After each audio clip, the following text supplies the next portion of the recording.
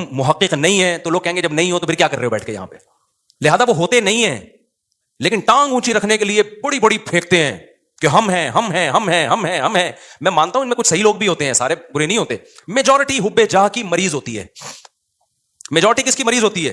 حب جاہ. میری طرف آؤ میری طرف آؤ. یہ بڑی بھی محبت ہے, یہ وہ نہیں ہے جو نیچرل ہے, یہ ہوس ہے, یہ عزت کی ہوس ہے. اور اللہ کو عزت کی ہوس پسند نہیں ہے. قرآن کہتا ہے تلک الدار الاخرہ نجعلها للذین لا یریدون علوا فی الارض. ہم آخرت اسی کو دیں گے جو زمین میں اپنی برتری نہیں چاہتے. یہاں برتری سے ناجائز برتری مراد ہے, ہر جگہ اپنی ٹانگ اونچی رکھنا. مجھے یاد ہے ایک دفعہ میں کہیں گیا, کوئی علماء بیٹھے ہوئے تھے, عرب علماء تھے, تو وہ عربی میں بات کر رہے تھے, کچھ سلام دعا ہو رہی تھی, میں بھی کچھ بات چیت, تو ایک لڑکا نو عمر بیٹھا, وہ بیچ میں بولنا شروع, سوال مجھ سے پوچھ رہے ہیں, جواب کون دے رہا ہے وہ. تو میں نے بعد میں اس کو الگ سے سمجھایا, میں نے کہا آپ میں حب جاہ کی بیماری ہے. کیا ہے؟ میں نے کہا انسان کو اپنی بیماریوں کا خود پتا نہیں چلتا. جب سوال مجھ سے پوچھ رہے ہیں اور اس کی وجہ سے میں خاموش کی, کیونکہ میں بھی بولوں گا تو وہ بولیں گے یار ان کو کیا ہے, یہ ادھر بھی بول رہا ہے یہ بھی بول رہا ہے, ان کو تمیز نہیں بات کرنے کی. بولتا تو ایک ہی آدمی ہے نا, ہم تو چپ بیٹھ گئے پھر کہ یار برا امیج جائے گا, اگلا چپ نہیں ہو رہا. حالانکہ وہ جواب صحیح دے رہا تھا. بھائی آپ سے جب پوچھا نہیں ہے تو صحیح اور غلط کی بات ہی نہیں ہے نا, آپ اپنی موجودگی کا کیوں احساس دلا رہے ہو کہ میں بھی ہوں, مجھے بھی آتا ہے. چھوڑ دو, آپ کو پتا ہوگا بتا, جب پوچھیں گے بتا دینا. ہمارے فرمایا کرتے تھے قاری لوگ نا مغرب کی نماز میں قل اللہ احد نہیں پڑھتے.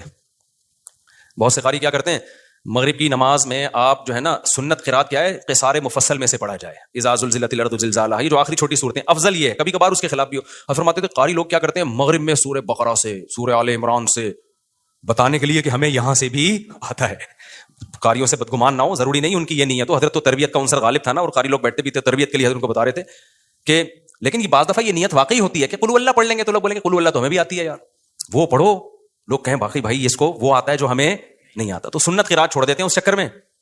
تو اور جو ہے وہ مجھے یاد ہے ایک دفعہ میرا بیان تھا کہیں نا, ابھی تو میں بہت مشہور ہو گیا, پہلے اتنا مشہور نہیں تھا. میرا بیان تھا, بڑا استقبال ہوا وہیں, تو مجھ سے پہلے ایک اور خطیب صاحب پہنچ گئے. اچھا میں تو چاہ رہا تھا کہ میں ناغا کروں, جب یہ کر لیں بیان تو اچھا ہے, کیونکہ بیان کرنے میں گلا دکھتا ہے آدمی کا, بھائی 1 گھنٹہ بولنا پڑتا ہے. تو میں جب وہاں پہنچا تو وہ پہنچے ہوئے تھے پہلے. مجھے بڑی خوشی ہوئی کہ چلو بیان کس کا ہوگا, ان کا ہوگا. میں بیٹھ گیا آرام سے. لوگوں نے کہا نہیں جی ان کا ہوگا, مولوی صاحب مجھے لے رہے ہیں. اب مجھے لگا کہ وہ جو خطیب صاحب تھے, غیبت اس لیے نہیں ہے کسی کو نہیں پتا, میں بہت عرصے بعد ہی اس لیے بھی واقعہ سناتا ہوں کہ اب کوئی جس کا واقعہ اس کو بھی نہ پتا چلے, مقصد کسی کو رسوا کرنا نہیں ہے. مجھے لگا کہ ان کے نا چہرے پہ ہوائیاں, ان کو بڑی سخت تکلیف ہوئی کہ یہ کیا ہو گیا, یہ ان کا کیوں ہو رہا ہے. تو مجھے لگا کہ یار آپ دین کی خدمت کے لیے اگر آئے ہو تو اس سے کیا ہوتا ہے کہ میں نے کر لیا یا اچھا. میں تو اس لیے خوش ہو رہا تھا کہ میں واقعی تھکا ہوا تھا, میں چاہ رہا تھا کہ انہی کا ہو, مجھے تو خوشی ہو رہی تھی. میں نے وہاں لوگوں سے کہا, میں نے کہا بھائی میں نہیں کروں گا بیان, یہ ان کا بیان میں بیٹھ کے سنوں گا. مجھے بہت بول کے اس زمانے میں بہت زیادہ بیانات ہوتے تھے, اور یہ اسپیکر کے اتنے اچھے سسٹم ہی نہیں, طبیعت سے گلا پھاڑنا پڑتا تھا. لیکن مجھے پھر اپنے شیخ کی یہ بات یاد آئی کہ یہ کوشش کرنا کہ ہر جگہ میری بات چلے, ہر جگہ میرا بیان لوگ سنیں, حالانکہ آپ کو پتا ہے کہ فلاں آپ سے اچھی بات کر سکتا ہے لیکن نہیں, اس کو کٹا کے خود. یہ کیا ہے, اٹ از کالڈ حب جاہ. یہ عمل کیا کہلاتا ہے, حب جاہ. وہ عزت حاصل کرنے کی کوشش کرو جس کے اہل ہو, دوسروں کو پیچھے ہٹا کے عزت کی کوشش کرنا, یہ حب جاہ کہلاتا ہے. یہ عمل سمجھتے ہو کہ نہیں سمجھتے ہو؟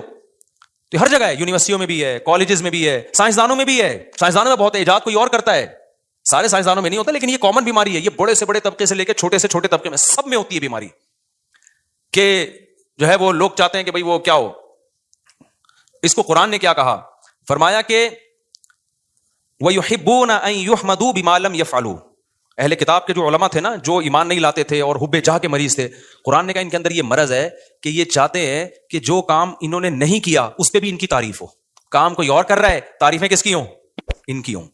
یہ عمل کیا کہلاتا ہے, حب, یاد کر لو نا یار, کچھ تصوف کی اصطلاحات ہے, حب جاہ کہلاتا ہے. اصطلاحات یاد کرنے کا فائدہ ہوتا ہے جب چیز نظر آئے گی آپ بولیں گے وہی ہے بھائی, یہ ٹھڑک یہ ٹھڑک ہے, یہ حب مال ہے اور یہ حب جاہ ہے. تو ان 3 چیزوں سے اپنے آپ کو بچا لینا, اس کو قرآن نے کہا ہے وَجَاءَ رَبَّهُ بِقَلْبٍ سَلِيمٍ. جو قیامت کے دن اللہ کے پاس آئے گا صاف دل کے ساتھ, اس کے لیے جنت ہے. صاف دل کا کیا مطلب, حب جاہ سے بھی پاک ہو, حب مال سے بھی پاک ہو, اور حب باہ سے بھی پاک ہو. اور بھی شعبے ہیں لیکن وہ اتنے امپورٹنٹ نہیں, جیسے کھانے کی ہوس, یہ بھی دنیا کی محبت ہے. ہر وقت دل کرتا ہے کچھ کھاتا رہوں میں بیٹھ کے, ہاتھ ہی نہیں رکتا کم بختہ, یہ بھی دنیا کی محبت ہے. لیکن یہ بیماری بہت زیادہ نہیں ہے, اور جب مرنے لگتا ہے تو چھوڑ دیتا ہے, ڈاکٹر خود ہی چھڑوا دیتے ہیں, بس کر مر جائے گا دھماکے سے پھٹ پھٹا کے. روزہ ہی نہیں رکھا جاتا کبھی, بہت سے لوگوں سے روزہ نہیں رکھا جاتا, کہہ رہے ہیں ہمیں تو بھائی ہر وقت کچھ نہ کچھ. یہ بھی حب, اس کو حب جاہ نہیں کہتے, یعنی خواہشات کا غلام ہے. تو خواہشات کے بہت سارے شعبے ہیں, ہر خواہش میں لمٹ, لیکن 3 شعبے بہت بڑے ہیں. ان میں حب باہ ہے, حب مال ہے, اور حب جاہ ہے. تو یہ جو 3 شعبے ہیں نا بڑے خطر. اور یہ اچھا اب اس میں کیا ہے, سب سے گھٹیا کون سا سی محبت ہے؟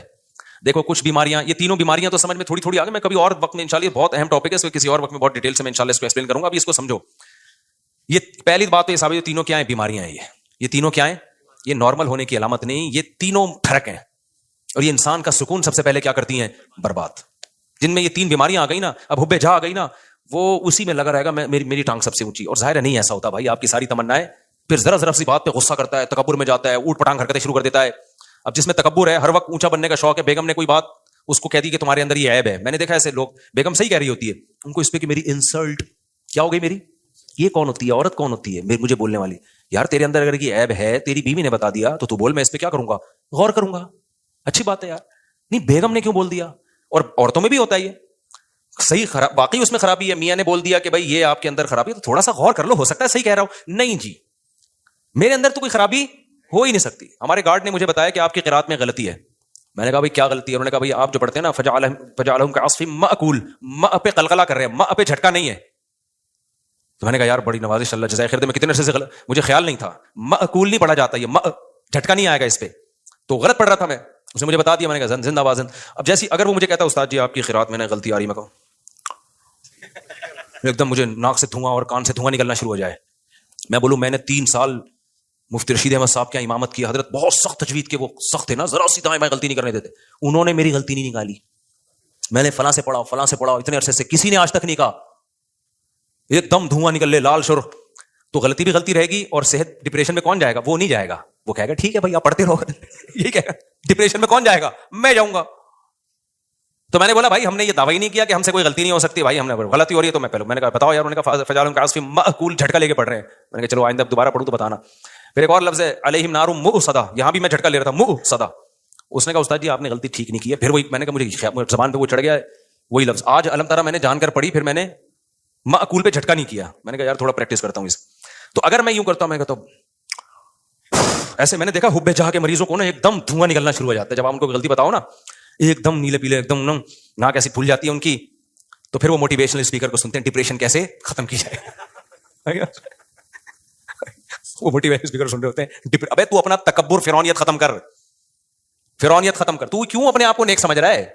بھائی ہم نیک نہیں ہے, سیدھی سی بات ہے, ہم آڑے ترچھے ٹیڑے میڑے ہیں.